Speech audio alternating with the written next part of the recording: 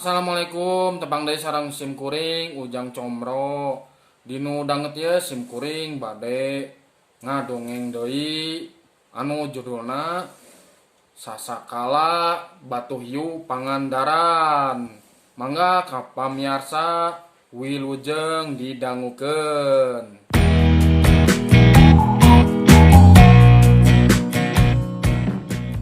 Dongeng bahasa Sunda. Sasakala Batu Hiu Pangandaran.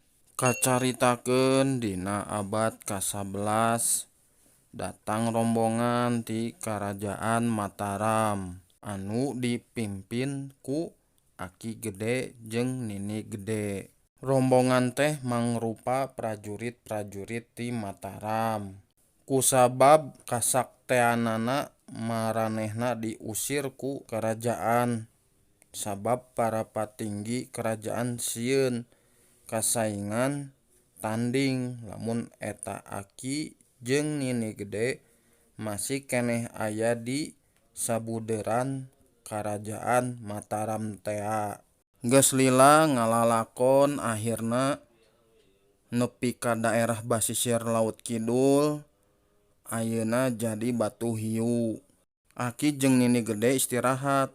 Nalika istirahat si Aki nitah ka rombonganana titah neangan lauk jang dahar rombonganana keneh. Basa eta prajurit nu dititah teh nyaeta Galuh Oder jeung Galunggung Kuning.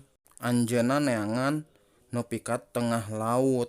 Nu akhirna eta prajurit nu duaan tadi meunangkeun lauk anu kacida gedena.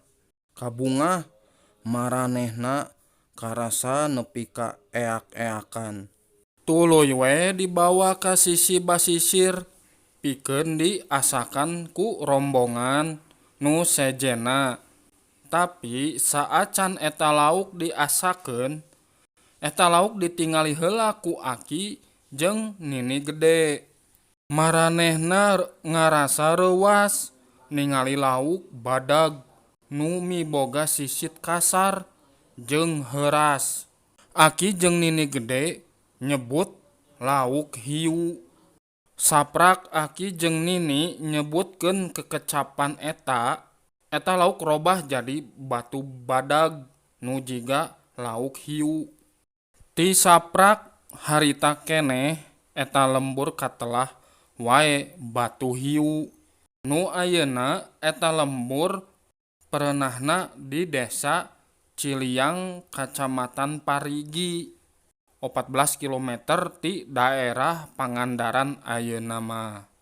Sakitu we nya dongeng ti sim kuring ujang comro.